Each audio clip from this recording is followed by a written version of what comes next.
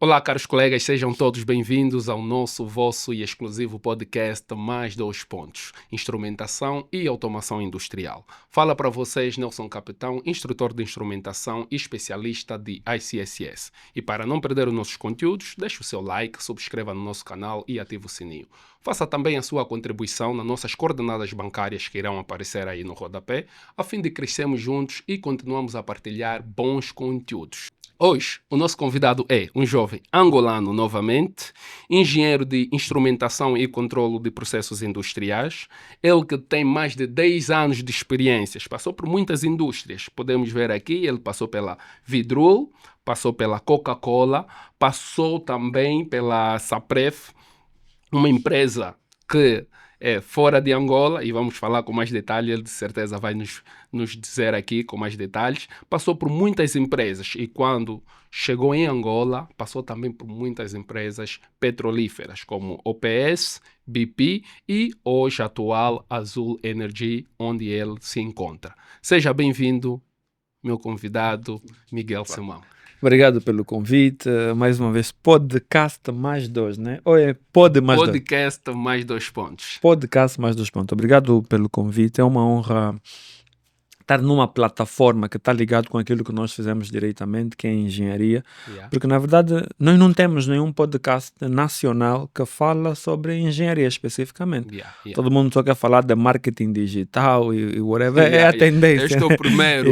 Então, primeiro esse é o primeiro. Exclusivo podcast mais dois pontos, instrumentação e automação industrial. Como tenham dito, né, é aquilo que é a manutenção industrial. Todas as disciplinas irão passar por aqui. E hoje nós temos aqui um especialista de instrumentação. Eu acho que a conversa vai ser muito boa, as pessoas esperam muita coisa. Um especialista com muitos anos de estrada, né? E deste lado está Nelson Capitão, instrutor de instrumentação.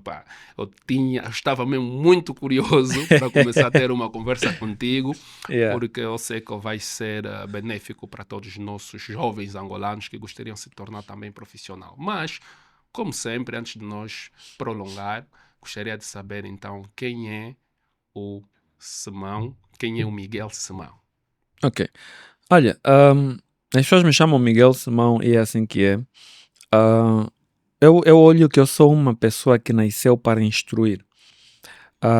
Porque os meus pais me forçaram a fazer engenharia. Wow, that's good. Eu inicialmente, quando era mais pequeno, eu percebi que tinha facilidade de comunicar. Então eu disse, acho que eu tenho que ir para psicologia.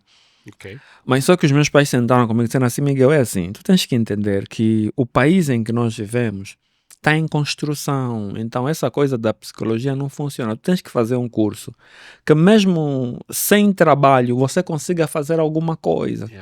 Então aí nasceu a coisa de entrar para a engenharia elétrica e na verdade eu entrei num politécnico de Cacoaco porque era o politécnico que me aceitou na fase, né?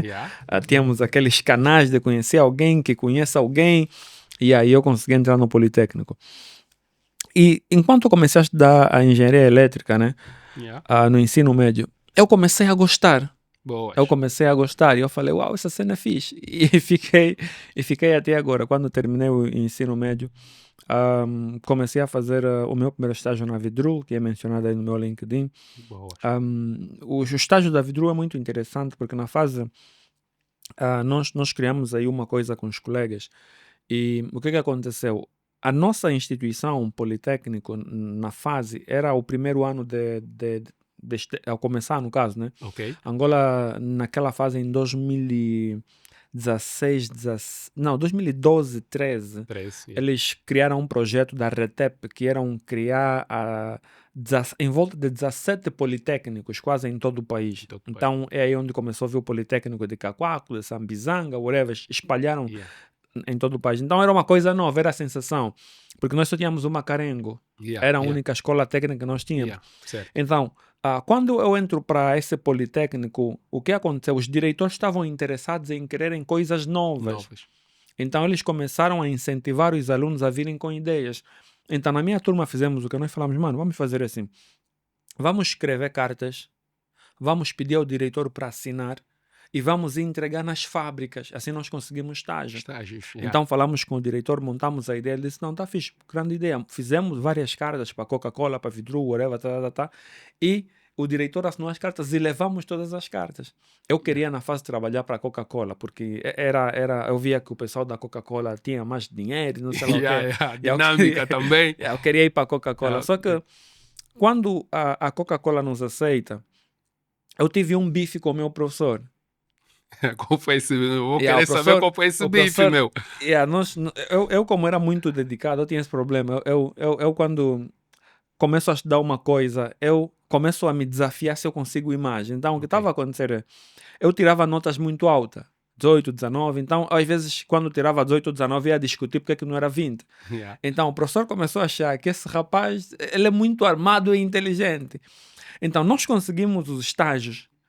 E o professor, para provar que ele tinha mais poder, disse, você mesmo é que criou a ideia que levaram, mas você não vai nesse estágio. Opa. Eram 20 vagas. Ele não me selecionou para aquele.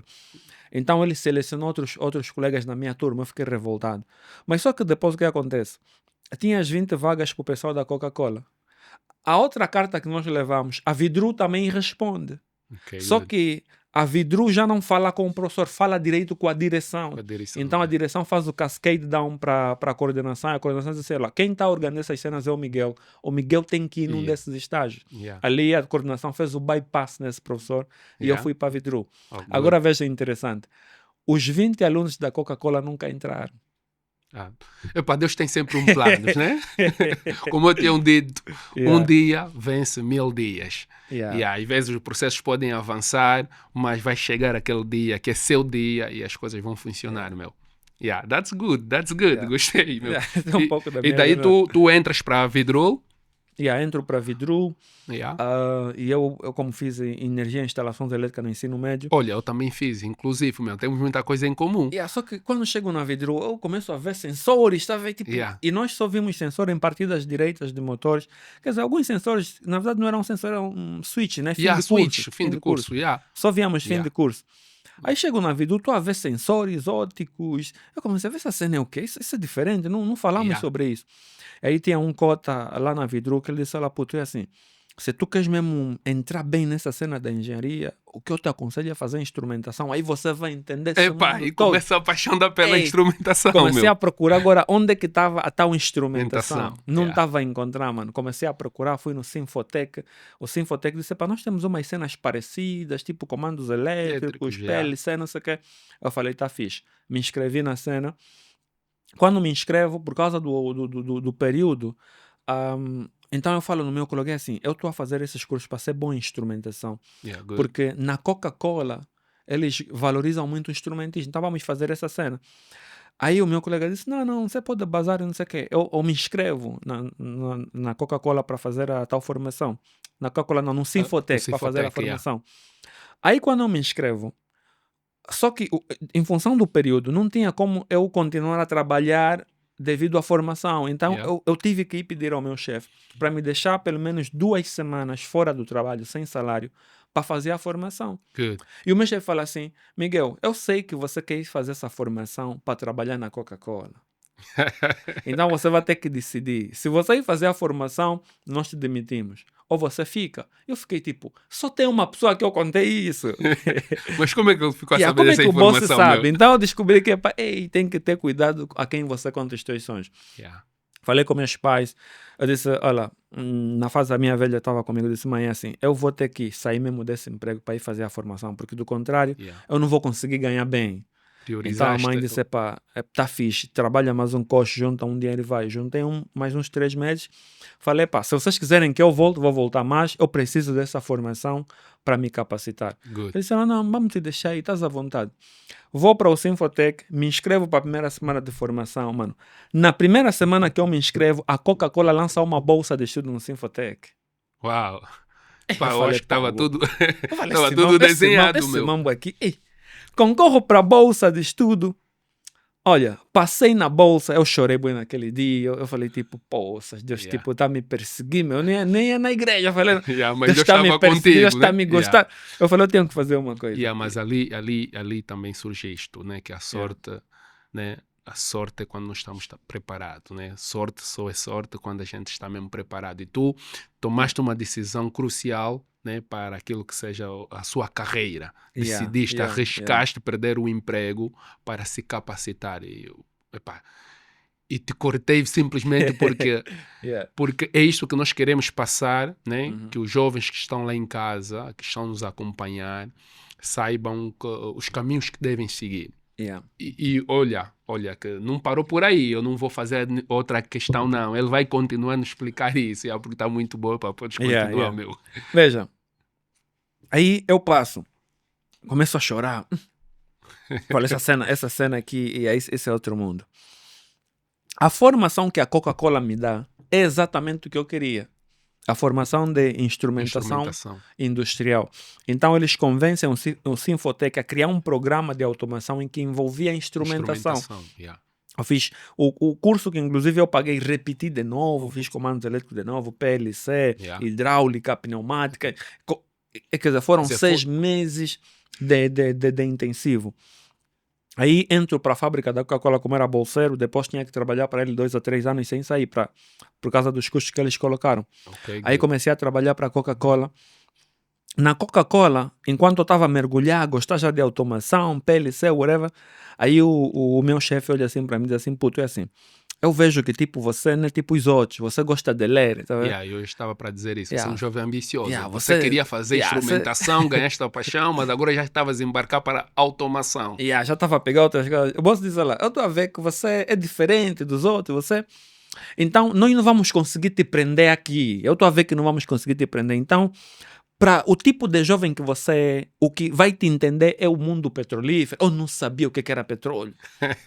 Isso, olha, o mundo petrolífero é que vai te entender, porque é uma coisa do outro. Eles são bem avançados. Então, você como gosta, se dedica. Eu vejo aqui, você lê, faz perguntas. Quando você não consegue reparar uma máquina, você chora. Eu era assim. Oh, wow. Estou a reparar uma máquina, aí as garrafas começaram a cair, não estou a conseguir recalibrar. Eu chorava, porque eu queria reparar aquilo.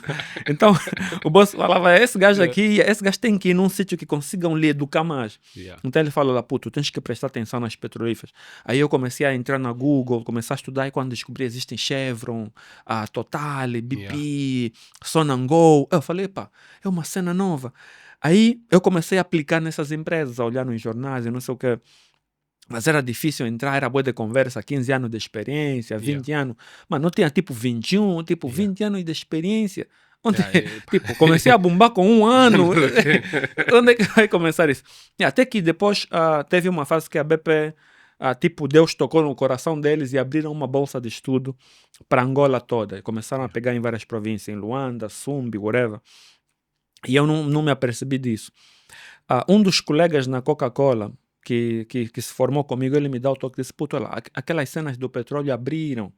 Ele foi para se candidatar, não conseguiu, porque eles queriam o mínimo idade 22 anos. Ele tinha 23. Opa, você estava com 21. 21 ele anos. disse, epá, essa cena tipo é tua, base lá, você ainda tem idade. Epá, basei, fiz os testes e passei. Passei, basei para a SOT e fiz o que na SOT? Instrumentação e controle de processos. Exatamente, continuação nessa cena. E aí é ali onde surge a tua engenharia, né? O teu curso superior de instrumentação e controle de processos industriais. Exatamente. E diz como é que foi essa experiência, os 4 anos na África do Sul, a se formar como instrumentista.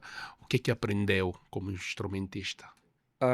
Eu vou dizer assim, para os jovens que querem entrar para a engenharia, você começa a entender que engenharia não é só se formar para ganhar dinheiro. Porque às vezes o pessoal só quer se formar e começar a pensar onde é que eu vou ganhar dinheiro. Porque nós, como engenheiros, principalmente em automação, nós trabalhamos como pessoas que constroem coisas. Repara, o meu sonho era fazer psicologia. Mas eu estava a escrever um livro sem psicologia, apenas com conhecimento da engenharia. Então, eu estava a escrever um livro de autoajuda, mas eu não era psicólogo, não tinha nenhum degree em psicologia. Eu só estava a estudar engenharia, olhando na máquina, programação, e falar assim, tipo, se você precisa de um endereço de protocolo para comunicar essa máquina com aquela e se não tiver o endereço de protocolo, quer dizer que essa máquina não recebe a informação. Aí eu comecei a juntar. Então, se uma pessoa tiver um bloqueio emocional e eu tentar negociar com ele, nunca vamos conseguir, porque lhe falta uma coisa. Então eu comecei a montar assim as ideias. Wow, good. E os conceitos de engenharia começaram a me ajudar. E um dos desafios que nos ajudou muito na África do Sul quando nós estávamos foi o próprio protocolo que a nossa empresa colocou.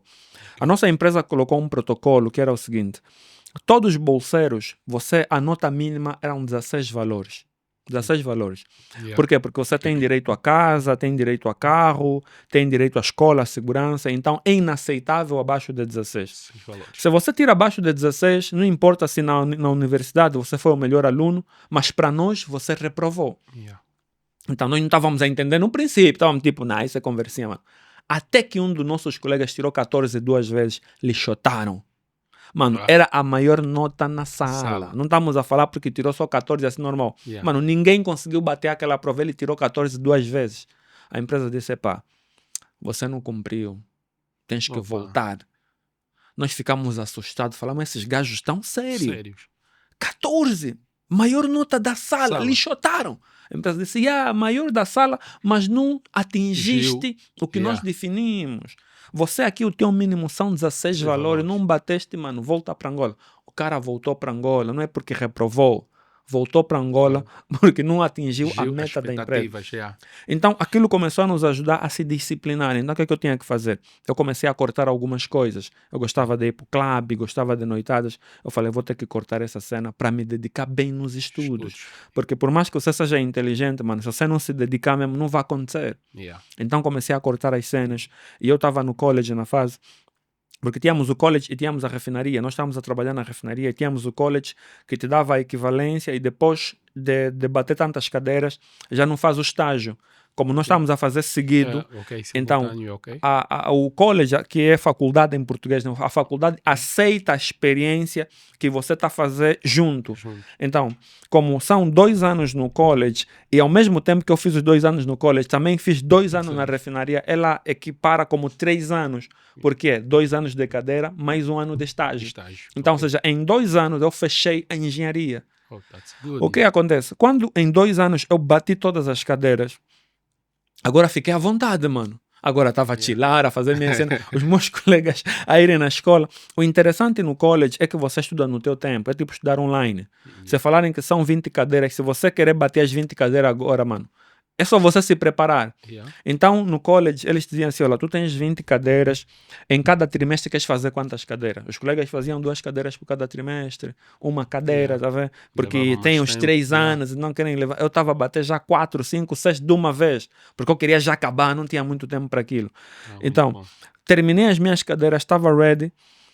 Depois de terminar todas as cenas, tinha que terminar, mano, voltamos para Angola, estamos já formados, já tens experiência, trabalhaste na refinaria há 3 anos, estamos a chegar em Angola, crise do petróleo, 2016, estão a chotar todo mundo, mano. Estávamos no mesmo tempo, meu. Estávamos no mesmo tempo. Estão a te ribué já, os teus vizinhos, acabou mal. Todo mundo só achava que quem estudou no petróleo é só na Angola. Essas só na Angola não são sérias, te formaram, não estão a te empregar. Tive que ajustar a mentalidade de novo, dizer, pá, tudo bem, sou formado, tenho experiência, vou fazer como? Comecei a voltar para as empresas antigas, Coca-Cola, Refriango, colocar o currículo. Mano, nas entrevistas, os entrevistadores perguntavam, você quer ganhar quanto? Aí quando eu estipulava o preço, eles ficavam tipo, é assim, esse preço é muito alto, nós entendemos que você está a dar esses preços das empresas petrolíferas, aqui nós não vamos te pagar isso. Queriam me pagar 60 mil, mano. É muito complicado. Tá tipo 60 mil. Aqui também apelamos, né? Apelamos enquanto instrutor de instrumentação, eu tenho acompanhado, sei muitos jovens que vêm fazer a formação, né?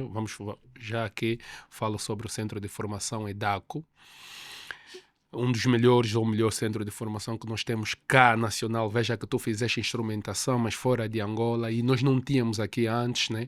E a IDACO, contaste aqui a história muito bem da Sinfotec e outras instituições que se calhar agora tem, mas a IDACO chegou e implementou instrumentação. E o curso na instrumentação na IDACO, os valores estão aí, não é barato.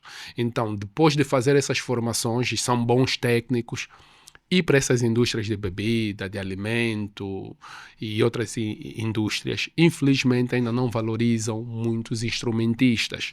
Estão habituados a ter um técnico de eletricidade que também pode cobrir, né? Como viste aí o teu início, eras eletricista, mas estás a encontrar sensores, temporizadores, eles só querem que tu se adapta, faz aí algo eletrônica, mas aquilo é instrumentação, que precisava de uma formação específica. Então, essas indústrias, nós aqui também apelamos, né, devem valorizar a mão de obra nacional, os bons técnicos que nós temos. Temos bons técnicos. E, aliás, estamos a falar que a instrumentação está ali para garantir o bom funcionamento, né, e a eficiência dos processos industriais. Estamos a trabalhar com variáveis críticas, como temperatura, vazão, nível. Então, para controlar essas variáveis, meter a nossa vida em risco, há necessidade também de sermos bem valorizados. Proteção Né? contra a Então, por favor, explosão, por causa dos equipamentos que tens que imagina. instalar. Então, nós estamos ali a trabalhar, estamos sensíveis. Então, vamos garantir duas coisas para essas indústrias. Estamos aqui a apelar. Devem melhorar aí o salário para o pessoal, instrumentistas que trabalham nestas áreas, e também, para além do salário, garantir a segurança, porque nós sabemos que na indústria petrolífera a segurança está em primeiro lugar. Exatamente. Yeah. Então, daí, depois desse percurso todo, estavas aí a fazer a candidatura, surge a primeira oportunidade para entrar na indústria petrolífera. Qual foi a empresa? OPS? Foi a Actimium. Actimium. Foi pela Actimium.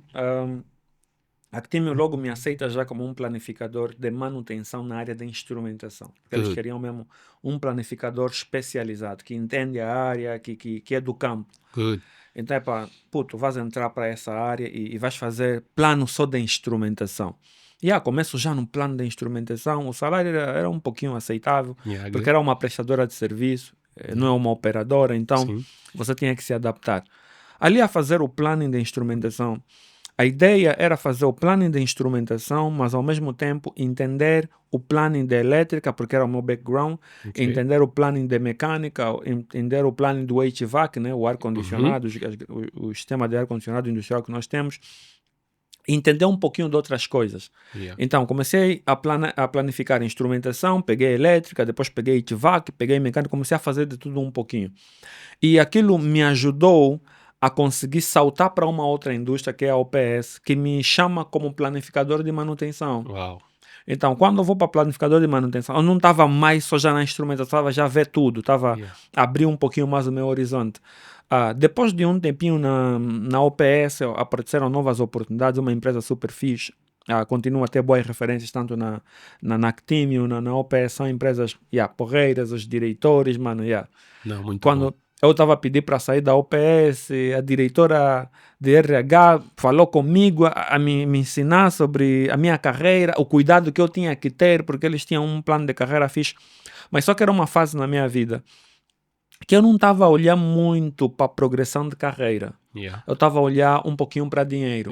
Realização porque pessoal. eu queria ter uma casa, queria ter um carro, e não está tipo, vocês estão a me dar uma cena fixe, a progressão de carreira é boa, a posição que vocês vão me dar é boa, mas eu preciso de uma casa. Eu preciso de um carro, segurança para a família. Então, apareceu-me uma proposta numa posição mais baixo, mas só que eles me pagam mais. Aí foi quando a BP me liga e me chama. Temos uma posição aqui boa para ti, vai voltar no campo, não vai ser planificador, não vai ser essas cenas aí que já estás. Vens de volta como um técnico especialista de instrumentação no campo. Quer dizer, vais levar as malas de novo. Eu falei, mas como é que está aí as cenas? Viu o salário? Eu falei, não, vou bazar. Dei toque no OPS, vou ter que bazar aí, estão a pagar melhor. Tá vendo? E eu volto de novo para o campo. Instrumentação de volta de novo no field, levar pena e reparar, troubleshooting, um conjunto de coisas.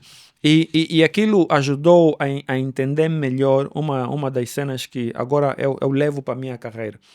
Nós, como engenheiros e como maintenance specialist, nós precisamos entender 3 vertentes, que é a reliability, availability and maintainability. Ou seja, o equipamento vai estar disponível, o equipamento é fácil de reparar e temos como reparar, temos peças para substituir essas coisas.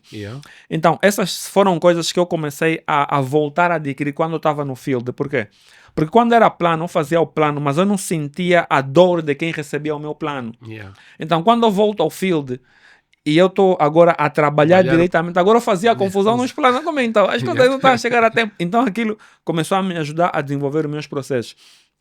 E nesse processo de estar no field, como eu já tinha o background de plano e Yeah. voltei de novo na instrumentação, então eu era um instrumentista diferente. Yeah. Eu não estava só mais preocupado em reparar, mas já estava a olhar o futuro, temos material, temos aquilo, qual é o downtime dessa máquina, se ela parar, qual é o potential failure, o que é que vai acontecer. Então estava a olhar para um contexto um pouquinho maior. Yeah.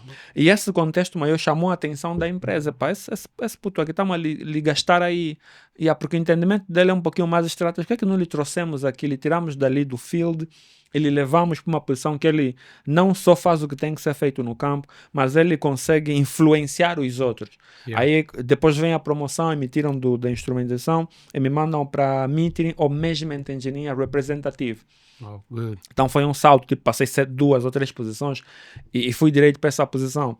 Então já no management, ou no metering, ou medição, é a tua instrumentação, mas só que agora eles te dão uma coisa mais precisa, tá vendo? E te dão a área que é para fazer a exportação. O metering skid, ou que chamam exporting area, é uma área em que é tua, mas não é tua, pertence ao Estado. Até para você remover o selo para fazer a exportação, você precisa de um fiscal do Estado que tem que aparecer e certificar que vocês não andam a abrir aquela válvula e não estão a se vender petróleo sozinho, porque o petróleo é do Estado. Então eu fui para uma área em que agora eu não tinha que ser só um instrumentista, mas eu tinha que ser preciso nas calibrações. Aí, o que acontecia? Eu tinha que começar a estudar mais sobre precisão, uncertainty, quer dizer, tinha que voltar de novo nos books. Quer dizer, já tem uma base de instrumentação, mas só que aqui estão a pedir precisão profunda. Estão a falar de 0,25% de desvio. Exatamente. Nós estamos a falar que um instrumento normal no campo, estamos a aceitar 1% de desvio, 2%, 5%. Mas aí estão a dizer assim, nenhum aceitamos, é 0,25%. É o que acontece, por exemplo, aí naquele processo de transferência de custódia, né? Nós vamos ter o legal e vamos ter também o comercial, né? Já no legal exige que a precisão vai a 0,25 milímetros, ou seja, você tem que ter uma precisão muito alta, né, para que garante mesmo que nada falha, e onde você começaste a deparar diretamente com a precisão. E a calibração acaba sendo crucial, porque para os instrumentistas que nós estamos aqui a falar, ainda ficam a fazer muita confusão sobre a calibração no field e a calibração e o ajuste. Será que tem uma diferença entre a calibração e o ajuste? Quando nós falamos de calibração, nós estamos a falar de o equipamento está num ambiente em que ele tem as condições certas para ser verificado. Porque no field você não está a calibrar, estás a verificar. Porque vamos supor que esse equipamento ele tinha que ler 100 e eu faço um teste, né, um pressure test, ele está a ler 110. Então tenho que fazer um ajuste. Esse ajuste que eu vou fazer, eu vou meter uma pressão até 100 e vou zerar para que quando eu mandar 100 ele tem que entender 100. Se eu tiro a pressão toda, ele está a me ler 5, então vou fazer um trim. Vou dizer assim, olha, esse 5 não é 5, ele é 0. Estou a fazer um ajuste. Um trim 0, ok. Um trim 0. Então, depois de eu fazer o trim 0, vou continuar a fazer os ajustes. Ok, está 100. Só que eu não calibrei, eu ajustei. Por quê? Porque eu não tive as condições perfeitas para fazer calibração. Como é que eu entendi a diferença de ajuste e calibração? Foi a partir do metering. Porque na calibração eles querem dizer assim, esse copo de água que é do laboratório, vamos dizer que esse é o laboratório, e esse tanque, esse copo de água foi medido por uns caras que também foram certificados e confirmam que aqui mesmo é 20 mililitros. Tem certificação, tudo estampado, papapá. E tenho aqui o meu instrumento no meio. Esse instrumento está a calcular flow. Então, tá o caudal, né? Então, eles tiram a água desse tanque e mandam para aqui. Esse aqui é o calibrado. Logo, esse meu flow, num tempo específico, tem que me ler os 20 mililitros. Então, eles vão repetir esse processo várias vezes para identificar o que é a repetibility, né? Eu não sei como é que se fala em português, acho que é repetibilidade. Ou seja, ele tem que repetir durante 20 testes o shift de ler 20 mililitros tem que ser... Qual é a percentagem de erro? Não vou dizer assim, só pode falhar 0,2%. Ou seja, se primeiro leu 20, não pode ler depois 21. Né? Tem que ler 20,025 ou 19,75. Então, depois de tantos cálculos, eu sei que esse caudal, ele leu 19,65, leu 20,05. Então, o erro dele é de 0,25. Então eu estampo, isso foi calibrado. Yeah. Nós no field não conseguimos fazer isso. O que nós fizemos é o que? É ajuste. Não é justo. Zero trim, né? O span, O span. é isso que nós fizemos. Então, já em medição, eu comecei a ver a diferença. Ok, porque... então aquilo que parte para a calibração por comparação. Tens Yeah. um instrumento de referência, Exato. que normalmente é certificado, é calibrado. O exemplo que estavas a dar até me fez lembrar, por exemplo, se eu tiver que calibrar um sensor de temperatura, Yeah. né, nós vamos ter aí o nosso equipamento para medir as temperaturas exatas com um sensor que já é certificado, né, que é de referência. Então pegamos o nosso sensor que queremos calibrar e vamos fazer uma comparação se realmente, porque a calibração também leva naquilo que é elevar os valores para o padrão, para o valor padrão, né, aquilo que já foi e que foi definido inicialmente, para que ela possa voltar a medir isto. Por quê? Porque o instrumento, enquanto estiver a funcionar, tu podes calibrar, mas depois de estar a funcionar, receber várias pressões, estamos a falar um exemplo de um transmissor de pressão, pode ser vazão. De tanto receber a pressão, ela vai perder a sua precisão. Começa a ter alguns shifts.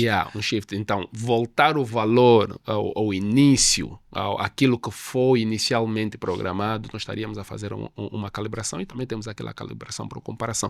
E é muito bom.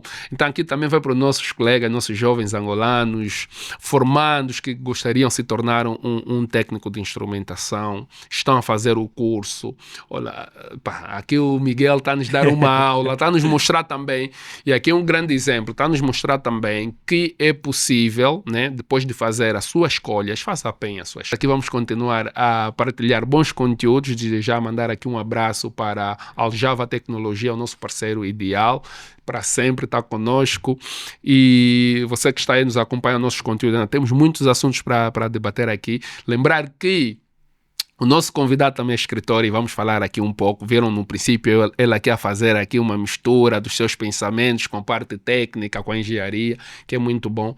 Então, se tu ficares aí a nos acompanhar, deixar o seu like e também partilhar esse conhecimento sempre, nós vamos ficar motivados para continuar a partilhar bons conteúdos. Desde já, a primeira parte não pode terminar assim, sem nós darmos mais dois pontos para o nosso convidado, porque ele me mostrou em pouco tempo que fez as melhores decisões da sua vida. Ele, primeiro, fez aquilo que eu normalmente tenho dito, né? Before you get what you want, get what you need. Antes de obter o que tu precisas, antes de tu obteres o que tu queres, obtenhas o que tu precisas. Ele sempre foi atrás do conhecimento, sempre tinha sede, sempre era curioso para pegar novos conhecimentos. Saiu da eletricidade, foi para a instrumentação, viu que tem que dominar a automação. Depois é uma pessoa que tem uma analogia, tem um pensamento muito, muito crítico. Ele fez crescer e passou para essa experiência, ou está a passar para essa experiência maravilhosa. Eu gostaria de ter também essa experiência que tu estás a ter, meu. Estou a gostar. Muitas dessas foram decisões incertas. Porque eu não gosto muito de ficar na dúvida, tá vendo? Eu prefiro errar e saber que deu errado. Eu me jogava de cabeça. Às vezes, quando me falava, olha, mas se você fazer isso, vai te acontecer isso. Eu ia na mesma. Porque eu tinha que saber o que vai acontecer se eu tomar essa decisão. Então, às vezes o que acontece é que os jovens sonham muito e não tomam nenhuma decisão. Estão sempre atrás, mas essa formação que dá dinheiro. Mano, todas as formações aqui em Angola, se você ser preciso e se especializar, dá dinheiro.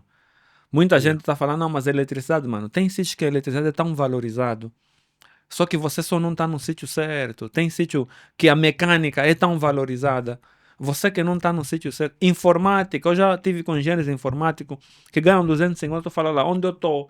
Os informáticos estão a puxar mais de 5 paus, mais de 7. Como é que você fala inglês, é inteligente? 7 milhões, 5 milhões, é o que você colega está a falar. 250 mil, o outro está lá com as mesmas habilidades que você. Porque o que acontece? Em parte, nós os engenheiros precisamos sair mesmo do nosso horizonte. O engenheiro, às vezes, ele gosta muito do reparar. Ele quer que a máquina estraga para ele reparar. Ele fica não está a favor da empresa, tá vendo? Porque como ele precisa testar e praticar, ele às vezes quer que as coisas estragam para ele praticar. Eu comecei a pegar isso quando eu comecei a sentar com pessoas certas. O meu boss, ele não queria que as máquinas parassem, porque ele tem que vender. Quando estávamos na Coca-Cola, mano, a Coca-Cola, antes de começar a fabricar, já vendeu. Já vendeu 2, 3 caminhões, mano. Tudo que damos a produzir já está vendido. Então imagina um cara que tem essa pressão, que já vendeu 3 caminhões e agora tem que produzir para entregar os 3 caminhões. E você quer reparar motor, você quer reparar sensor. Ele quer entregar. Então, logo aí eu comecei a perceber como é que eu posso ajustar a minha mentalidade para entender a mentalidade do meu boss. Então, tem coisas que às vezes eu sozinho tenho vontade que para reparar, eu quero desmontar, mas eu penso, calma aí, qual é o potential failure? Quando você está falando do potential failure, é você analisar quanto tempo uma coisa leva para cair. É tipo, se essa luz tem que cair para aqui, com o suporte, sem ninguém pegar, quanto tempo ela leva para cair? Às vezes ela está torta, mas vai levar 2 dias para cair. A questão é, se eu parar agora e reparar, esperar 2 dias para cair, qual vai ser a diferença? É que se eu esperar cair, eu consigo entregar o produto. E quando cair, nós vamos ter tempo de reparar. Quer dizer que esses 2 dias que eu estou a esperar cair, eu já estou a preparar outra luz para substituir. Então, eu comecei a entender esse potential failure, em que o meu boss está a analisar, tudo bem que a pump está a fazer barulho, tudo bem que o sensor às vezes está a falhar, mas a questão é, do jeito que ela está, se nós ajustar só um pouquinho assim, do jeito que ela está, se nós meter só mais um reamaf, tá vendo? Tipo, conseguimos aguentar o barulho da pump, vai levar quanto tempo, temos a pump disponível. Então eu comecei a falar, calma, eles estão no outro game. Então eu tinha que sair da cena boa técnica e começar a entender um pouquinho sobre políticas. Porque senão você não cresce no teu segmento. Porque você vai parecer aquele cara armado em que é bom, que só quer fazer, mas você não está a entender a mentalidade dos bosses. Então eu falei, calma, aqui então, o que eu posso fazer? Ok, o sensor está malike, mas eu posso ajustar um coche, mexer aqui para conseguirmos manter a produção. Então quando o meu colega está a falar, temos que trocar o sensor, eu falo, não, calma, brother. Vamos só ajustar um pouco, vamos terminar essa produção, trocamos no dia tal, porque se nós parar agora e reparar, é a mesma coisa que esperar e reparar depois. O tempo vai ser o mesmo, tá vendo? Então, essa mentalidade, o engenheiro precisa começar a adquirir para o boss, quando olhar, falar assim, esse aqui tá bom para me substituir. Porque quando eu bazar, eu coloco esse aqui vai conseguir manter a produção. Então, imagina, você gosta de reparar, mas tens que se travar para entender a mentalidade do boss, porque o boss tem uma pressão. Então a pressão que ele está te colocando não é porque não gosta de ti, porque você é malaque, é porque está a lhe fazer pressão. Também, Então agora era entender que não só a mentalidade do meu boss, mas a mentalidade do meu boss, tá vendo? Qual é a mentalidade do boss do meu boss? Exatamente. Quando você começa a entender isso, você salta no game, porque antes do teu boss te falar, você já lhe fala o que ele quer ouvir, porque é o que o boss dele pensa. Então, isso aqui era fora da engenharia. Você está a estudar engenharia, mas também está a continuar a entender desenvolvimento humano. Relações públicas. Tem muito profissional, mano. Ele é muito bom no que faz, mano. Se nós dois entrar, ele vai me ganhar mesmo, vai reparar melhor, mas só que eu falo melhor do que ele. Se nós os dois explicar, eu vou explicar melhor. Eu até nem vou fazer, vou lhe encontrar fazer, mas quando eu explicar, vão falar o Miguel é que fez. Porque eu entendo a parte técnica, mano. Eu entendo o técnico, mas você é melhor do que eu. Só que você não desenvolveu a tua habilidade de comunicação. Então, isso às vezes é que faz com que muito engenheiro fique frustrado. Ele é muito bom no que desenvolver comunicação. Só está a se focar mesmo em montar, desmontar, repara. Então, seja lá qual engenharia que você está a fazer, seja instrumentação elétrica, já estás bom nisso. Agora começa a desenvolver comunicação. Como você vai reportar? Sabes reportar? O reporte, Tem muita gente que não sabe reportar, mano. Não E sabe... há pessoas que foram promovidas simplesmente porque sabem estruturar um reporte. Tens que saber reportar, mano. Isso é básico. O reporte tem que vir. Primeiro você tem que ameaçar a empresa. No reporte você ameaça. Se nós não fazer isso, isso explode. Todo mundo já tem atenção. Olha, se nós não tocar, isso explode. E depois com a solução por baixo. Se nós fazer isso, acontece isso. Exatamente. Então a primeira coisa no reporte é explicar o problema. Você não pode só chegar a explicar o problema. Ah não, se nós não trocar, a linha vai parar. Todo mundo sabe que se não trocar a linha para. Todo mundo sabe que se o sensor não tiver para. Todo mundo sabe que se o PLC tiver corrompido, mano, nada vai funcionar porque não vai receber nenhum input, nem vai mandar output. Todo mundo sabe disso, mas a pergunta é, esse é o problema, qual é a solução? Então, você apresenta o problema e não traz uma única, traz 3 soluções. O que nós podemos fazer é trocar agora o PLC, Ou então, podemos chamar o programador, o cara do ICSS, ele vai olhar, vai confirmar o programa, será que vamos forçar uma entrada, né? Vocês gostam muito dessa cena. Vocês aí se forçam a entrada, vamos forçar a entrada, vamos forçar aquela saída, né? Vamos criar um override que vai ficar no sistema para registrar que forçamos a saída tal, fizemos o tal bypass. Para evitar no o PLC, shutdown, né? Muitas vezes fizemos isso para evitar o shutdown. E falando sobre shutdown, já tiveste uma experiência onde aconteceu um shutdown e qual foi a sua participação para possam levantar a plataforma? Quando você está no campo, você experiencia a de shutdown.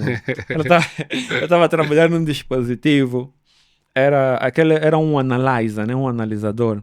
Ele vê o pH, ele via o pH da água e o outro via o dióxido.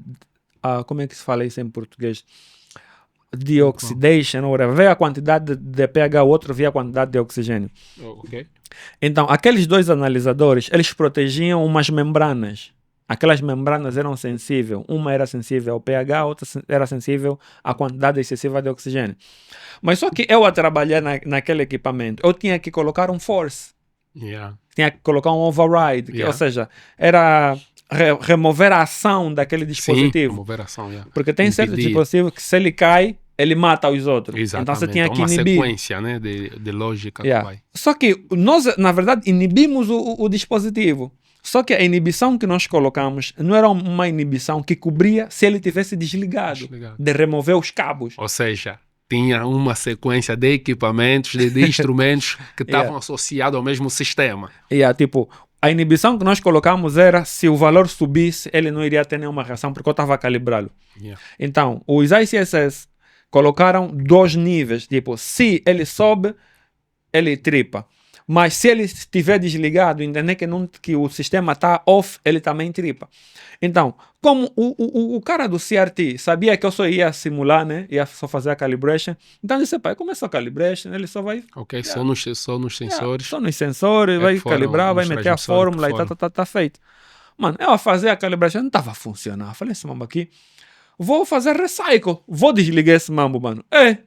Puxa o cabo, toda a planta caiu. Tá a procurar quem é que... tá a procurar quem é que parou toda a planta, mano. E você sabe a nossa realidade. A nossa realidade é o quê? Nós nos cobram por cada produção, mano. Exatamente. Cada hora... Mano, o CEO aí tá a calcular cada hora que a planta tá dando, é menos sei lá quantos milhões de dólares. É só você fazer os cálculos dos barris por dia para saber quantos, desde que você sabe quanto é que a tua plataforma está a produzir por dia. O cálculo vais ter uma noção, são 10 milhões. Desses barris, aí você já 10 milhões de dólares, mas... Só estás a ouvir já nas colunas aí, a planta caiu, tá a te chamar teu nome, Miguel Simão, o que é que você fez aí? Pô, os já sabem mesmo que fui eu. E aí, dá toque no certo, não, eu desliguei, não sei lá o que. Então, quando você faz shutdown e você exatamente sabe o que fez de errado, é fácil fazer o restart. Mas, se você esconde, você vai fazer toda uma equipa tentar procurar onde é que está o problema. Onde é que está o problema? Então, as pessoas não podem querer fazer o startup sem entender o que aconteceu. Exatamente. Então, inibir para quando o sistema está off, era só quando você está a passar o limite. Tá fixe então. Aí o pessoal das operações me cobriu, começamos a fazer o startup, e depois o startup é o quê? Começar um módulo, exatamente. Cada módulo arranca o outro, né? Era sequência toda. Aí toda noite, arrancar, mas ficar já quietinho, mano, e olha, quietinho. Que tem uma investigação, né? Porque que o motor caiu, chega até para nós como ICSS, então tem que pegar a sequência do evento e saber famoso, e perceber realmente. Mano, Ficas todo famoso. Todo mundo te conhece, o gajo que tripou a planta, eles nunca vão errar, todo mundo fica o gajo que tripou, o gajo que errou, todo gajo fica, quer dizer, de manhã, e eu estava trabalhando de manhã, todo mundo já, quem é que tripou a planta? Quem é que tripou? Você passei. E qual foi a experiência, ou qual foi a lição que o Miguel tirou nesta situação, nesse shutdown? Não, aquilo ajudou a entender melhor sobre os nossos processos. Então aí eu tinha que olhar agora cada instrumento, porque o nosso segmento, por mais que a instrumentação é o mundo, tu tens a instrumentação, tem a parte do field, o pessoal que está no campo, né, que chamamos field instrument, E tens o instrumentista que é muito mais virado para a lógica, que nós chamamos o ICSS. Yeah. Então o que acontece? Por mais que você tenha os dois conhecimentos, mas a questão é que você ganha mais praticidade onde você tem mais tempo. Mais tempo. Yeah. Então os ICSS, eles entendiam melhor sobre inibir e não sei lá o que, as Lógicas, lógicas, as condições e tudo isso. Nós aqui no field acabávamos não entender tudo isso. Exatamente. Então aí eu tinha que sentar mais com os ICSS, mané, se tem que me explicar quais são as condições desse equipamento, vou trabalhar nesse equipamento. Então, antes de trabalhar em algum equipamento, olhava para o datasheet, falava com as operations, mas depois curvava para o canto dos ICSS Pro. Vou trabalhar nesse mambo, confirma ainda, tem um inib aí, Yeah. qual é o inib que tem, é sobre PV ou inib se ele tiver off. Aí o Brada checava lá, pá, não, isso aqui é normal, pode bombar. Você que deu certeza que pode bombar. Exatamente, por isso é que tem que ter também a comunicação, isso que tu Yeah. disseste, né? O que é que realmente vais fazer? Yeah. E tem aquela questão, né, mesmo nos permite de trabalho, que tu estás para fazer, por exemplo, calibração, montagem de um novo transmissor, analyzer, conforme estavas a explicar, mas por vezes tu encontras uma outra situação. Yeah. Né? Já houve aí um mock, né? Tem uma mudança de trabalho, tu tens que dar um passo para trás, porque o mesmo permit também já não serve, Já não cobre. já não cobre para você fazer essa atividade. Né? E essa mensagem também temos que passar. Tens que ter muita disciplina, boa porque comunicação e as coisas às são vezes possíveis. tu chegas numa máquina e tens que tirar esse parafuso. E a ordem de trabalho que você criou, o teu permit, ela só cobre o parafuso. Yeah. Porque você fez um risk assessment, né? Uma análise de risco. E você calculou, ao remover o parafuso, vai ter óleo, vai ter uma pressão de óleo, então vou começar a fazer o breakdown da pressure. Yeah. Ao fazer o breakdown da pressure, eu estou a controlar. A minha análise de risco foi só remover o parafuso. Exatamente. Mas só que durante o processo, eu descubro que não é só o parafuso, tenho que desconectar uma pipe também aí, porque não estou a conseguir tirar aquela cena. Yeah. Agora a questão é, o meu risk assessment, a minha análise de risco cobriu remover aquela secção da pipe, porque eu não sei o que está naquela linha agora. Naquela linha, yeah. Então, às vezes tem muita gente que morre assim. Exatamente. Ele vai para parafuso não está a sair, tem que arrancar isso. Só que às vezes a tua isolação, da isolation, Yeah. não cobriu aquela área. Exatamente. Então, começamos a ter termos como boundary isolation, ou seja, isolação só para essa área, ou whatever. Vamos chamando vários nomes para identificar aonde você está seguro de trabalhar. Exatamente. Nós já tivemos colegas que morreu porque viu um tubing que tinha ar, que tinha gás, no caso. Ele viu que estava fazendo um barulhozinho, ele viu para estar fazendo um barulhozinho, pegou uma cheia, vou apertar essa cena, para estar fazendo barulho, vou apertar, mano. Ele só tentou apertar, mano. Aquilo era tipo uma linha que tinha lá mais de 50 bares. Opa. Mano, a pressão na linha, ela pressionar. Aumentou a pressão na linha. Mano, aquela cena só que ele fez aumentou, fez um crack, pá! Aquela cena partiu na cara do mano, o gás. Morreu na hora. Opa. Morreu na hora, não teve como. Então, ali começamos a ter já um pouquinho de atenção. Por isso que, se você vai trabalhar para a nossa indústria, para o oil and gas, o risk assessment, a segurança é a primordial, mano. Yeah. A segurança é a primordial. Você precisa ser muito cauteloso, não fazer as coisas por emoção. Não, quero fazer, vou fazer, mano. Tu podes matar-se, Yeah. E meter também em matar risco, alguém. Yeah, os teus colegas. As pessoas Tivemos que a questão do Pipe Alpha, que é uma história que se repete muito sobre a BP, Yeah. sobre uns colegas do North Sea que tinham que trocar PSVs e depois não documentaram como tinha que ser documentado. Alguém foi, arrancou uma coisa, o outro não tinha isolado, mano, destruiu toda uma plataforma, mais de 100 e tal pessoas morreram, tá vendo? Yeah. Então, são coisas que parecem simples, é só apertar, mas a questão é, o teu trabalho é que apertar aqui mas tens que tirar essa pipe, mano. O que é que tem nessa linha? Yeah. Não, Começa uma nova análise. Yeah. Deixa ainda Mais um voltar. step back. É um step back, vai lá, chega no operador, mano, para tu tentar remover esse parafuso, mas eu preciso tirar também esse tubo aqui, posso mexer? Ele vai ver aí, não, epa, mano, aqui tu tens 200 bar nessa linha, não podes mexer aí, temos que isolar lá no fundo. Aí você dá conta que era só puxar algo um tubinho, que parecia simples, mano, afinal ele tem que desligar uma bomba lá no fundo e alguém fechar uma válvula e lá. começa um novo processo e tudo muito mais. Tudo. Então, até a nossa empresa, nós chamávamos Be Patient. Quando eu estava na SAPREF, na África do Sul, o símbolo da SAPREF era um elefante. E eu me perguntava, por que o símbolo é elefante, mano? Porque elefante é um animal cuidadoso. Ele anda nas calmas, é paciente. Então, o que eles estavam dando é dizer, mano, aqui mesmo é para ter paciência. Não queremos craques. queremos pessoas que trabalham com segurança. Então, no oil and gas, eles não estão muito interessados quão bom você é, o quão seguro você consegue trabalhar. Yeah.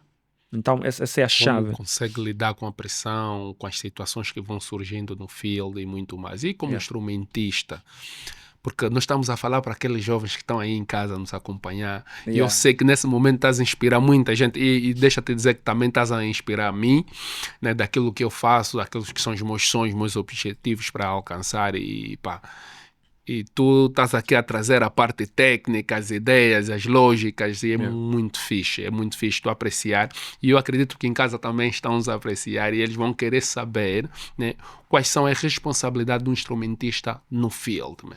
Ok. É assim, eu começo... Às vezes os mecânicos eles já ficam tristes. Eu digo que o instrumentista é o maestro na planta. Nada acontece na planta sem você falar com o instrumentista. Todo o problema que o operador tem, a primeira pessoa que vem na cabeça dele é o instrumentista. Por quê? Porque a planta, para funcionar, o que acontece? O engenheiro de processo, ele define o que ele quer. Quero tirar óleo da terra e quero vender. Quero óleo, quero limpar e vender. Agora, como é que você vai tirar o óleo da terra e vender? Não preciso bombas para mandar aí, mas como é que você vai controlar a quantidade de óleo? Então você precisa do instrumentista. O instrumentista aparece como teu maestro. O cara vai dizer assim, tá tudo bem, você quer tirar o óleo da terra e vender? Eu vou te dizer quanto é que estás a tirar, vou te dizer qual é a temperatura do teu óleo, eu vou te dizer quais são os níveis nos teus tanques, vou te dizer qual é o caudal que você tem. E não vou te falar só isso, eu vou também definir como é que você fecha ou abre uma válvula. Tipo, se aquele tanque ficar cheio, eu vou parar aquela bomba ali para não mandar mais nada aqui. Então, o instrumentista, ele é o maestro. Ele vai automatizar toda a tua planta para a tua planta ficar inteligente. Trabalhar com o menos possível de intervenção humana. Então, o que acontece? O instrumentista vai começar a desenhar o que precisa acontecer. Para me tirar o óleo da terra, o que é que eu preciso? Para perceber que está vi óleo. Como é que eu sei que está vi óleo ou está vi água? O instrumentista vai dizer assim, não, vamos te meter aqui o MPFM, que é um Multiphase Flow Meter. O que é que ele faz? Ele vê vários tipos de produtos. Ele vê óleo, vê água, vê sal, vê areia. Não, mas também vou te colocar aqui um dissolta. Vou te meter aqui um analisador que vê sal, para você saber a quantidade de sal. Depois vai falar, também vou te meter uma coisa que vê a quantidade de água. O instrumentista que está a dizer por quê? Porque ele tem que te ajudar a ter noção do teu processo. Exatamente. Ali quando você estás a tirar, ele está a te dizer, o instrumento que te fala o que você está a tirar, ele te fala assim, olha, estás a tirar X quantidade de óleo, X de sal, X de água e X de gás. É eficiência. É eficiência, tá vendo? O cara é o cérebro. Talvez isso que eu falo de mecânica, nós somos o cérebro. Estamos a ter aqui duas definições. Passou aqui o nosso colega de automação. É o maestro, é o cérebro. Depois, quando você tira o petróleo da terra, tu mandas para um tanque. Quando mandas para um tanque, como é que você vai saber onde é que está a água, onde é que está o óleo, onde é que está o gás? Instrumentista de novo. Vai te meter lá um sensor. A instrumentação no separador que vai te dizer a quantidade de óleo em cada fase. Eu vou te meter aqui um sensor que vê a quantidade de óleo. Eu vou te meter um level transmitter, que é interface, que ele vê onde é que está a separação do óleo e da água. Pode ser um transmissor radar de onda guiada, por exemplo. Então, eu vou te meter um radar aqui de onda guiada porque não queremos ter muitos instrumentos porque vamos ter que abrir. Então, vamos meter algo aqui com radar guiado. Ou vou te meter aqui um nucleonic. Né? Ou vou te meter aqui um capacitance que trabalha de acordo com a capacitância do produto. Do produto, de acordo com as cargas. Exato. Então ele vai definir, eu vou te dar essa cena aqui. Mas, ao mesmo tempo, eu quero que você, ao tirar esse produto aqui, você consiga controlar a percentagem como estás a tirar. Então o cara vai te fazer uma automação para teres uma válvula que ela abra na percentagem que você quer, ou na percentagem do processo. Entrou o produto, a válvula automaticamente abre a 100%. Como é que vai abrir? O level transmitter que está lá, o cara que vê o nível, está a controlar uma válvula. A temperatura também está a controlar uma válvula. Então, todo o sistema, para estar totalmente automatizado e funcionar na sua essência, você precisa De do instrumentação. instrumentista. Novamente, meus colegas que estão aí nos acompanhar todos, né? Os formandos especialmente, estamos a falar para os formandos, porque temos aqui alguém experiente, mais de 10 anos, é para verem que o instrumentista tem que continuar a fazer, a se capacitar, porque tem um papel crucial, né? Ele é que comanda todos esses elementos do field, para mandarem os sinais para os nossos PLCs, os homens de automação, ICSS, pronto, o ICSS vai estar aí no controle, mas os técnicos de automação vão criar, então, essa lógica para que o nosso sistema seja totalmente automático. Mas quem vai garantir que o nosso sistema, seja dinâmico, eficiente, é o instrumentista, porque ele tem que garantir que os instrumentos estejam calibrados, estejam a funcionar, estejam a fazer a medição de forma correta e continuamente fizemos essa manutenção, né, preventiva, corretiva dos nossos equipamentos. Não, isso é que é muito bom, meu, gostei. A preventiva, na verdade, é o que mais tem que se fazer. Porque todas as empresas, elas definem aquilo que chamam de performance standard. E para tu teres o teu performance standard, tu tens que saber quando é que o equipamento vai estar disponível e ao mesmo tempo tens que saber quando é que o problema terá um problema, quais são as chances dele ter. Então a manutenção preventiva é que te dá esse primeiro feeling para você saber qual é a saúde dos seus equipamentos. Uma planta sem manutenção preventiva, ela tem muitas paragens, porque ele assusta que as coisas pararam. Aconteceram. Já preventiva, você consegue dar conta se tem esse problema, então vamos fazer um plano para substituição. Muito bom, muito bom. E pronto, sem deixar essa parte também passar despercebido, porque nós estamos a ver, para além da bagagem técnica que o nosso colega Simão tem aqui, a experiência, ele também tem uma forma de construir aqui frases. Eu acho que isso nasce naquilo que é o outro lado que precisamos saber como escritor. Quando é que começa essa paixão? E também vem falar já aqui dos teus serviços, do que é que tu fazes nos teus dias. Pronto, não vou dizer de folga. Aliás, não vou dizer no teu momento livre, porque provavelmente se calhar não fazes isso como um hobby. Tens isso como um trabalho também, mas eu vou dizer isso no momento de folga porque sei que também por vezes ficas, né, 28 dias fora, talvez dedicado ao trabalho, ao outro trabalho. Então queria perceber como é que funciona esse teu lado de escritor, quais são os livros, já escreveu, qual é o teu pensamento de forma geral quanto a isto? Mas não trouxemos nenhum livro, né? Ok. Depois ela vai trazer o livro para mostrar. Não, muito bom. Eu tenho em volta de quase 10 livros escritos. 10 livros, meu. Mas não lancei todos. Quantos já lancei? A editora ficou com preguiça. Estava falando, não, Miguel, assim não, vamos com calma. E acho que aqueles gajos que quando tá a fazer uma coisa, tá a gostar e quer fazer sempre. Então, tipo, quando começava a escrever, tô a gostar, não queria parar. Então, a escrita começou quando, na verdade, eu queria ler livros. Eu não estava a encontrar livros angolanos bons. Tinha que procurar livros de fora. Aqui em Angola tinha uma fase, só estavam a escrever poesia. Eu não estava a entender o que se passava. Eu falei, pô, um gajo não tem livro aqui para ler. Eu falei, então vou ter que escrever meus próprios livros para eu ter que ler minhas próprias cenas. Ali comecei a escrever livros que eu queria ler. E eu comecei a entender que se eu quero ler aquele conteúdo em 10 pessoas andarem na rua, 2 pessoas também querem ler aquele conteúdo.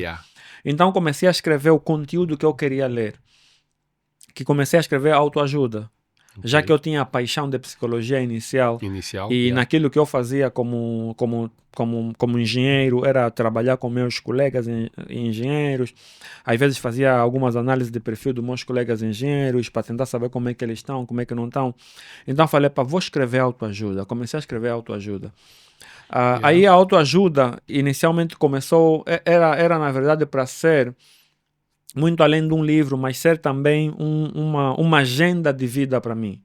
Porque eu estava a imaginar como é que eu quero estar daqui a 10 anos, quero estar como. Então comecei a escrever aquele livro como se estivesse a criar um guia, um plano, como eu ter sucesso.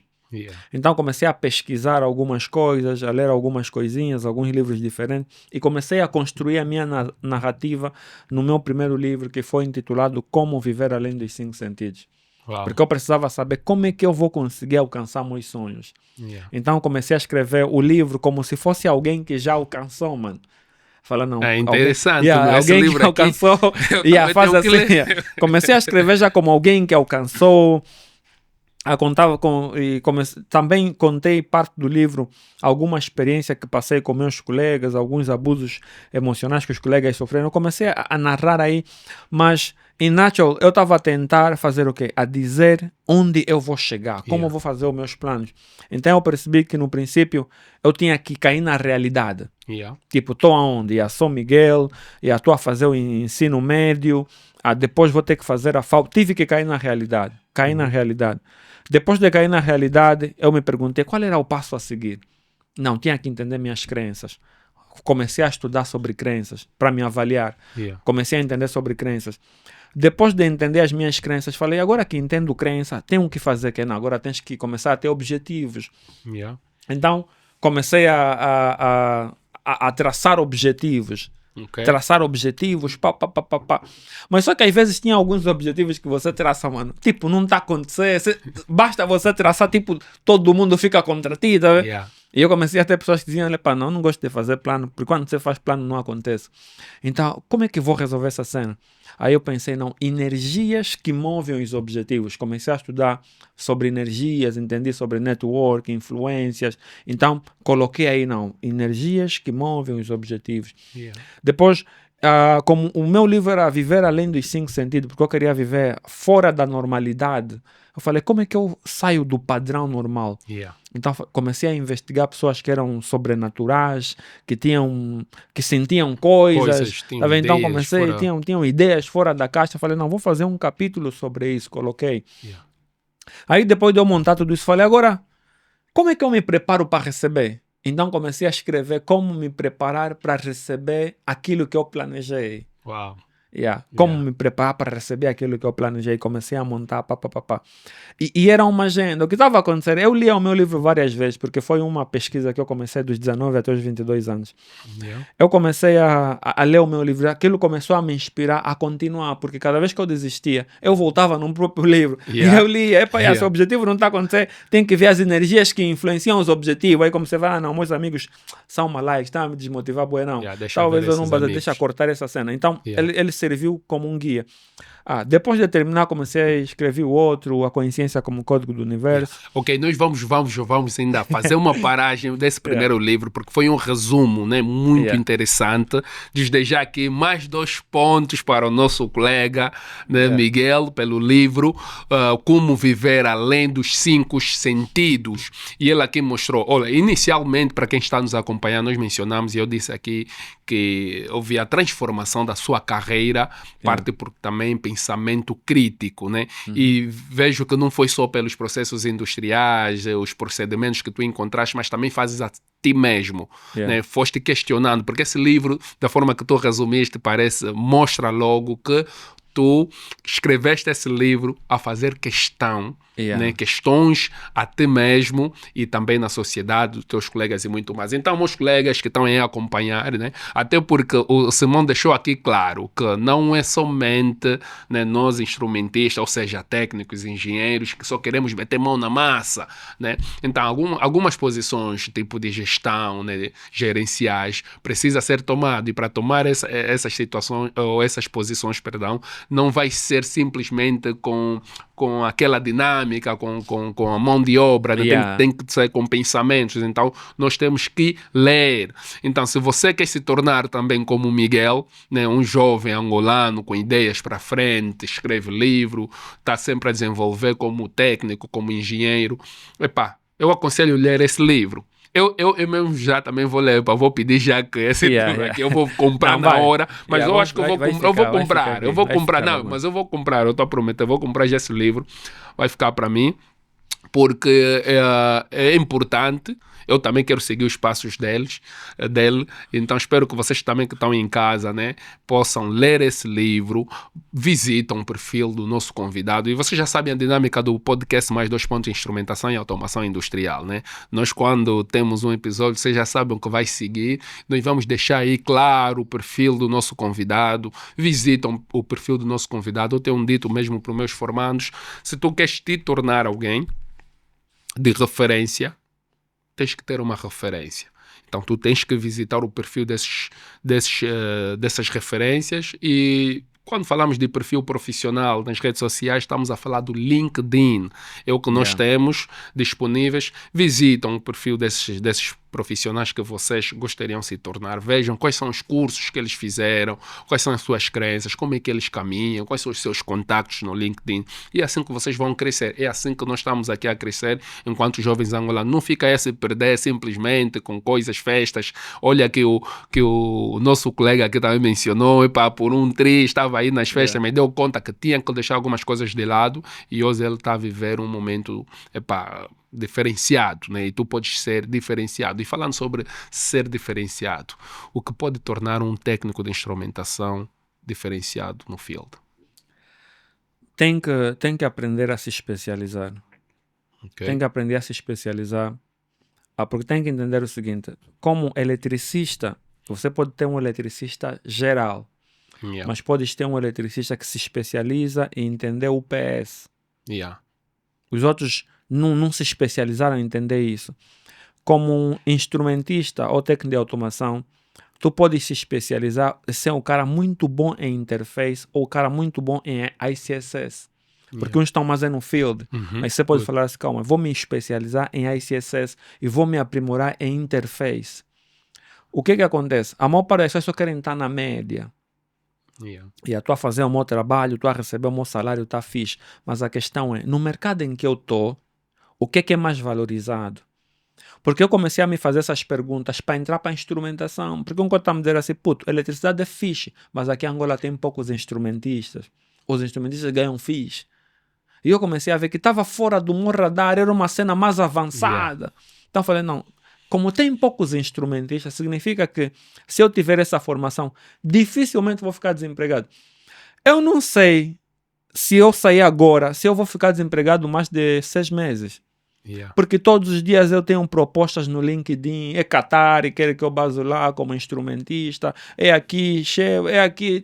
Quer dizer, tem sempre uma proposta aí. Nunca falha propostas. Por quê? Porque somos poucos nesse segmento. Então, e depois o que eu fiz? Quando eu vou mais para a medição, para o metering, estreitei mais ainda a coisa, mas são poucos meterings em Angola. Então, às vezes o técnico ele quer ficar muito genérico, mesmo às vezes nem precisa ser em engenharia, poderia ser em medicina, mano. Em vez de você ser clínico geral, descubra uma especialidade que não tem aqui em Angola, faz aquela especialidade, fica o único gajo bom naquilo. Poderia talvez até ser em videomakers, mano, mas quantos videomakers entendem talvez a especialidade em drones, mas tem gajos que são muito bons a filmarem com drones, te fazem umas coisinhas aí. Só são chamados para fazer atividades de drone. Você pode ter drone e não te chamam, você tem drone e não te chamam, porque você não está a fazer como aquele nigga faz. Então a questão é, no teu próprio segmento, você tem que ver quais são as especialidades que levam a sério. Não, aqui na minha área, muita gente filma, mas nem todo mundo filma assim. Então, eu vou filmar desse jeito e vão me chamar mais. Por exemplo, a Wanda Kupala é um grupo que eu me conectei.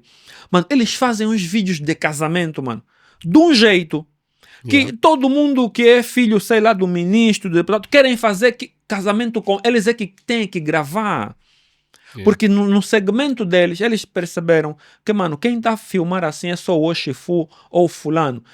Mais na África do Sul, mais na Nigéria. Vamos nos formar com os nigerianos para quando nós começar a fazer aqui vídeo de casamento, ficar tipo filme de Hollywood, mano. Que eles gastam a te fazer um vídeo de casamento. Você pensa que é filme, é tipo thriller, mano. Porque eles descobriram como no segmento de videomakers a fazer essas cenas, como melhorar. Então, não é só no nosso segmento da engenharia, em qualquer segmento que você está. A pergunta é qual é a especialidade nisso que é raro no mercado e que se eu ser bom, eu consigo fidelizar vários clientes. A pergunta é quanta gente consegue filmar e não são chamados para ir filmar o casamento do Nandô, da filha do fulano, e estão a lutar, só querem mesmo aquela instituição. Porque eles se especializaram, mano. Não tem nenhuma influência lá. Não tem ninguém que conhece ninguém, mano. É mesmo só trabalho. A outra viu o vídeo, gostou. Quem fez esse vídeo? Ah, não. É a Wanda Kupala, não sei lá o quê. Oh, procura ainda, não sei lá o quê. Não tem agenda, mano. Não tem agenda. Mas tem muita gente que fala assim, porque não estou a conseguir cliente. Você não está a se especializar.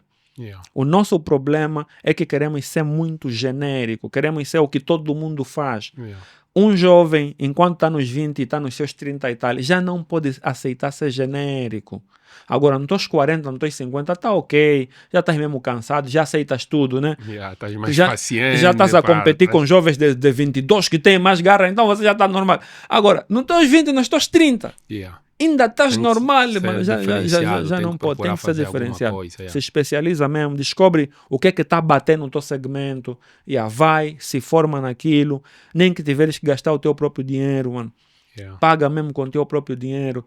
Eu lembro um cara que era o crane operator, né? Aquele cara que levanta as gruas quando estamos a fazer o crew change, que te tira daqui para aí.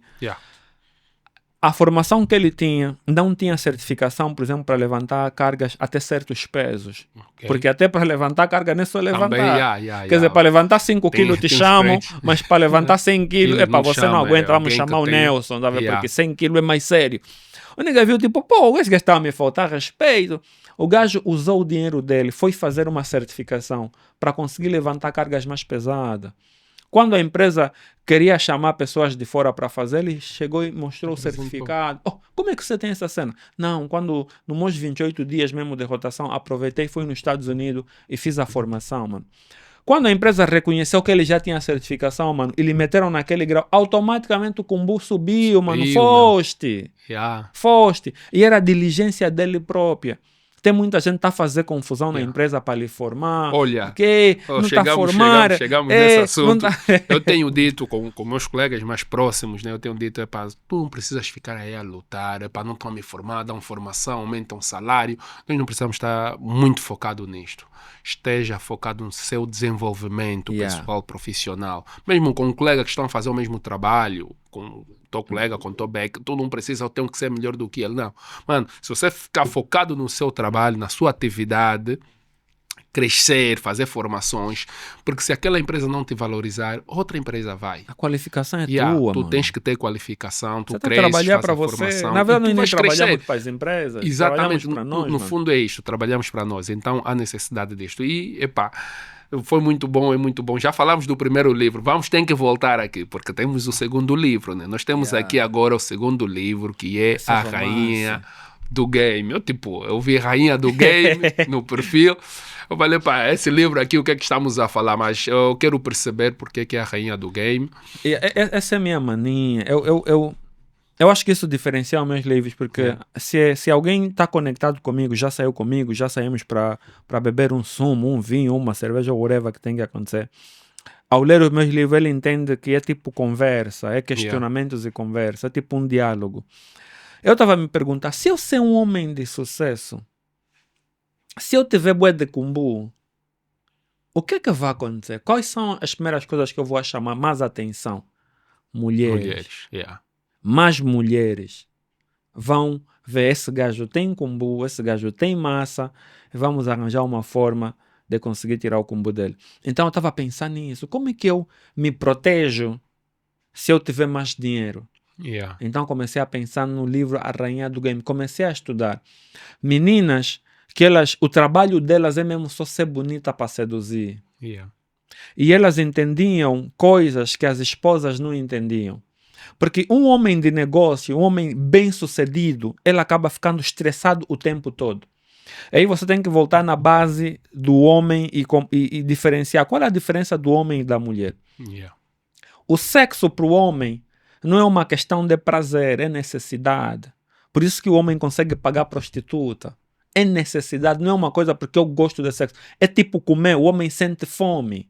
É tipo mesmo, eu preciso comer e eu preciso comer esse pão, ou preciso beber essa água. É necessidade. Então, se eu tenho essa necessidade, a pergunta vai ser: se para a mulher a necessidade máxima é atenção e o sexo só vem se receber atenção, aí ela sente necessidade de fazer sexo contigo. Então, eu que tenho essa necessidade primária, significa que todas as vezes que eu ficar frustrado, eu corro no sexo.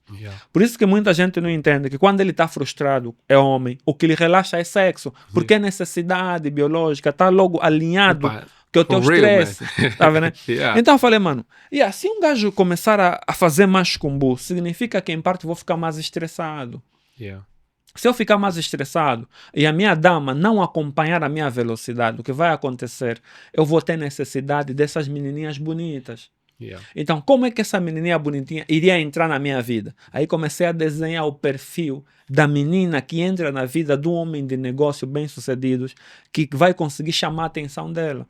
Então, essa menina que eu desenhei era uma dama que não estressa, não te liga, não te faz pressão, não te fala nada. Você que sabe quando vai lhe ligar, mas quando lhe ligar, ela está disponível. Ou seja, é aquele perfil daquele homem. Essa é a rainha do game. Daquele homem que nunca é mesmo uma dama que faz confusão com a esposa dele. Ela até entende que ele tem esposa, não vou lhe ligar, não vou fazer confusão. Quer dizer, mas é um perigo para quem não quer isso. Mas a inteligência dessa menina vai lhe forçar a fazer isso. Por quê? Porque é clandestino. Ela não faz pressão, não liga, não fala nada. Mas se ele ligar, ela está disponível para ela. Mas, em contrapartida, o que, que ela ganha com essa segurança, com esse conforto, com esse relaxo que dá para ela? As coisas dela pessoal, os sonhos dela.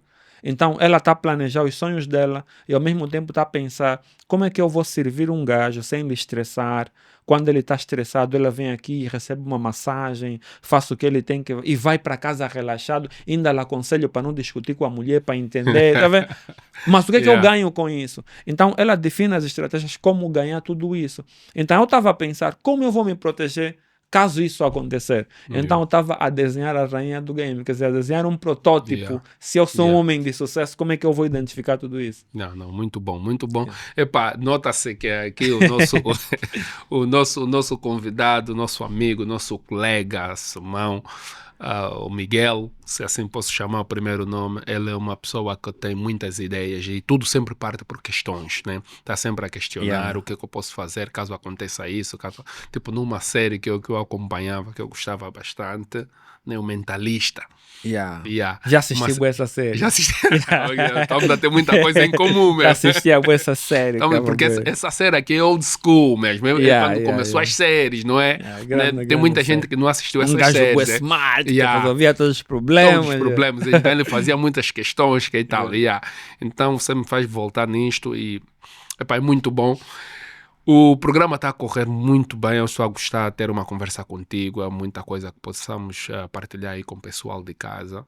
Eu queria saber também se tivesses que deixar um conselho para todos os jovens angolanos, formandos, estagiários, jovens que estão na universidade e gostariam de se tornar um bom técnico de instrumentação. Qual é o conselho que tu deixaria para essas pessoas? A primeira coisa tem que ser usado.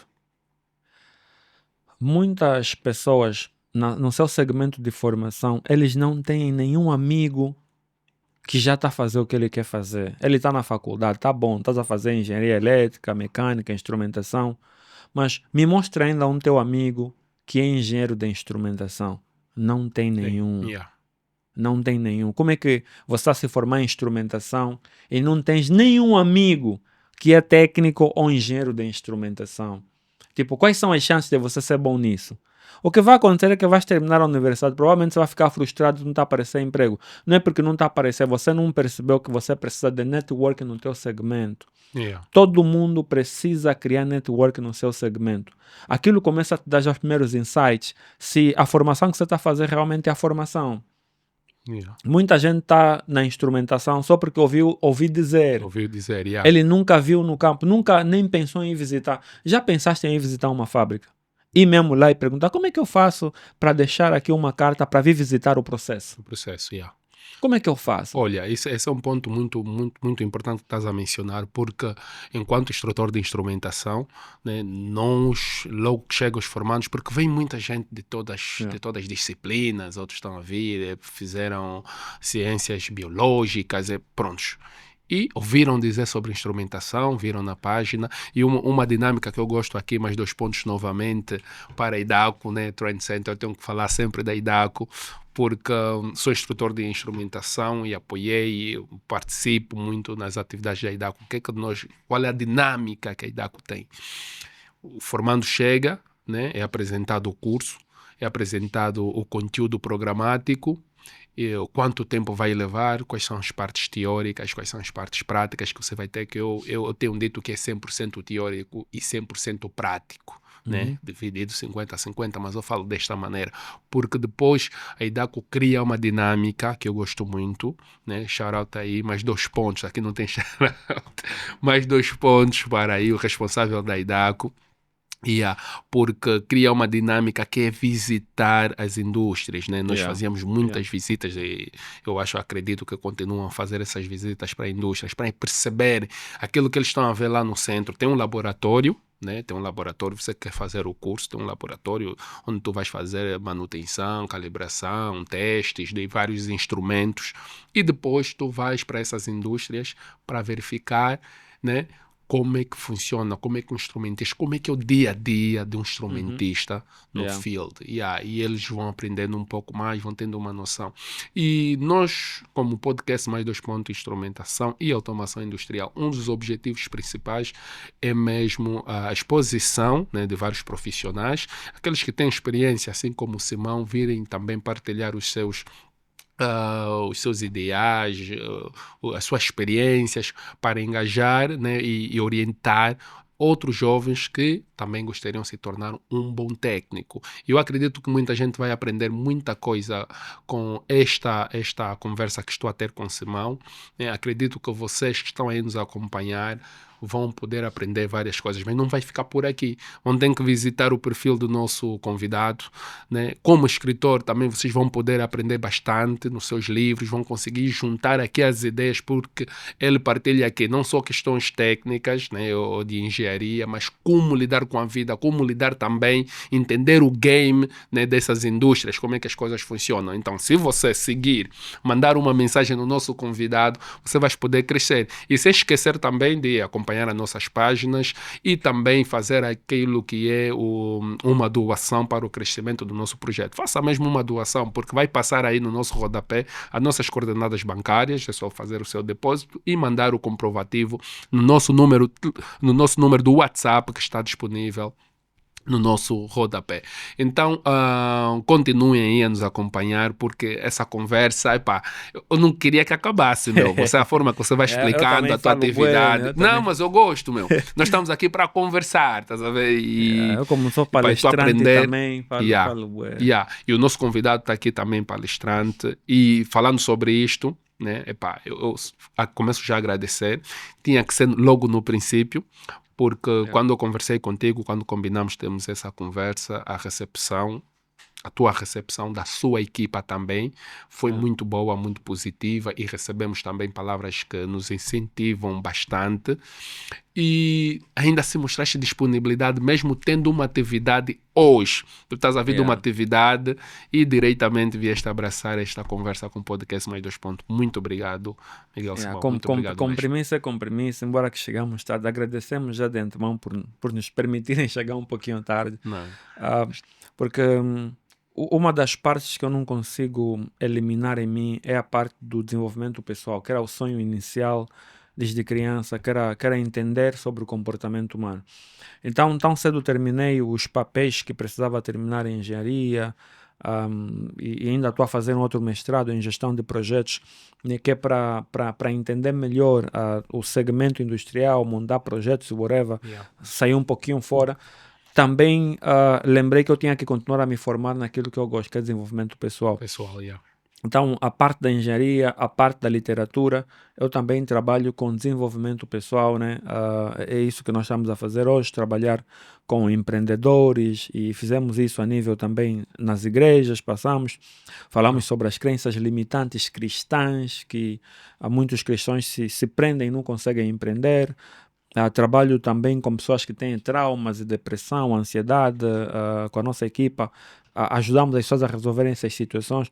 Então é um misto de várias coisas, é tudo muito interessante, porque eu nunca vi separação da engenharia, da literatura e do desenvolvimento pessoal. Okay. Porque chegou um ponto que eu comecei a ver que estava tudo junto. Se eu entendo mais sobre engenharia, aquilo me dava a ideia de escrever um novo livro, me dava a ideia de saber novos processos mentais que eu poderia ajudar pessoas com crenças limitantes. Então, para mim está tudo conectado. Engenharia, e eu trago na engenharia do Human Design Conception. Então, também o que está nos livros é a perguntar o homem de sucesso, como alcançar. É tipo, está tudo dentro daquilo que eu faço. Então, para mim é tudo a mesma coisa. A literatura é a mesma coisa, a engenharia é a mesma, pessoal. Muito bom, eu apreciei bastante. Olha, foi um prazer estar aqui contigo, né? Partilhar essa conversa contigo, onde acredito que aprendemos todos bastante. E se tens uma mensagem para deixar em casa, se tens alguns pontos que é para realçar, esteja à vontade. Comprem uns livros. Comprem uns livros. Temos aqui os nossos livros, temos vários livros. Como ver além de 5 sentidos, a Rainha do Game. Comprem, homens businessmen, homens de negócio vão gostar. O Rainha do Tens aí Game. A tua câmera, esta aí, podes apresentar quem está a os definir livros. aí os seus planos na vida vai gostar desse. Se você está a definir, está a se organizar na vida, essa aqui é boa ficha para ti. Se você já tem Kumbu, essa aqui é para ti. Se já chegaste lá, tá vendo? Estou a me organizar, já cheguei lá, tá vendo? Então, são diferentes níveis na vida. O meu conselho para quem está a se informar, especialmente em instrumentação e controle de processos, tem que entender o seguinte: você não é o único que está a se formar nisso. Numa faculdade, se essa disciplina é a disciplina da faculdade, no mínimo estamos a falar de 40 e tal pessoas naquela turma. Se estamos a falar uma faculdade realmente grande que tem esse curso, e outros cursos técnicos, nós estamos a falar aí de umas 100 a 200 pessoas. Mano, se estivermos a falar do país, estamos a falar de umas 1000 e tal pessoas. Então a pergunta é: você não pode pensar que você é o único que quer esse mambo. Você não é o único que quer ser engenheiro, não és o único que quer entrar. Então, querendo ou não, você está numa competição. Então, se tu estás numa competição, você não pode ter uma mentalidade muito passiva, do só vai na escola, do só tira 20. Mano, você até pode tirar 20 na escola, pode não significar nada para o mercado profissional. No mercado profissional, você vai descobrir que os gajos que tiravam 20 acabaram nem sendo os melhores na prática, mano. Quantos gajos tiraram 20, mas não conseguem calibrar, não conseguem? Ele era bom a memorizar coisas. Então, se estás a se formar nessa área, aprenda a fazer networking, vai visitar mesmo as fábricas, arranja amigos que já estão naquela área, entra no LinkedIn, veja quem é lá que tem instrumentação, começa a mandar mensagem: bro, estou a ver que você tem essa formação, gostei de ti, o que é que você faz? Podemos marcar um café? Marca um café. Quando vais marcar um café, e esse é para os estudantes, o problema dos estudantes ainda tem uma mentalidade retardada. Você não pode basar em alguém que tem mais recursos do que você como um pedinte. E isso aprendi entendendo o exemplo de Salomão, mano. Salomão não precisava de presente. Salomão era super, super rico. Mas ninguém ia visitar Salomão sem levar presente. E Salomão não te deixava sair lá sem te dar um presente maior do que você lhe deu. Eu vejo boi de gasto, você quer o meu tempo e você me liga para um café, você não traz nada. Quer dizer, eu sei que vou ir para uma conversa em que eu vou entregar muito de mim, mas a questão é o que é que você vai entregar para eu ter uma impressão boa de ti. Então, eu comecei a aprender isso com os cotas quando eu estava na engenharia. Se o meu boss está me ensinar, o que é que eu vou fazer para o meu boss dizer que esse é um puto fixe, vou lhe ensinar mais? Eu levava almoço para o meu boss, fazia sandes. Uma vez estava a comer uma sandes, o meu boss disse: a tua sandes é fixe. Eu falei: acho que ele gostou da sandes. Falei na minha mãe para fazer 2. Faz já 2. Tá vendo? Então, se você quer a atenção de alguém, oferta alguma coisa, leva alguma coisa, leva um livro, você vai receber o que você precisa, mas a pessoa fica com uma impressão boa, tá vendo? Então, quando ele estiver lá e na empresa tem um espaço, a ver, tinha um puto fixe que me marcou um café, até me ofertou uma lapiseira fixe também. Epá, olha, eu vou tentar procurar aquele puto para ver se ele mete nessa vaga. E aí você dá conta, mano. Nem aplicaste, te ligaram. Te ligaram. Então, networking é importante, mano. importante. Aprendam a fazer networking. Entendam que estão numa competição desmedida, mano. Você não é o único que quer isso. Tem muita gente que quer. Então, para ganhar, tens que estar 3 passos na frente. Muito bom. Epá, muito obrigado, pelo seu tempo. Muito obrigado por esse conselho. Acredito que muitos de nós, eu especialmente, vou aprender com isto. Você que estás aí em casa e nos acompanhou até aqui, agradecemos. Deixa o seu like, partilha este conteúdo com mais pessoas para nos motivar. Continuamos a partilhar bons conteúdos. Vocês já sabem, podcast Mais 2 Pontos, instrumentação e automação industrial. E hoje eu vou deixar aqui uma frase, né? Um dia vence 1000 dias. E hoje que você assististe este conteúdo, acredito que vai vencer os 1000 dias que você não acompanhou esse conteúdo e tu vais mudar a sua mentalidade, a sua forma de pensar e realizar as suas coisas. Tamo junto, podcast Mais 2 Pontos, instrumentação e automação industrial.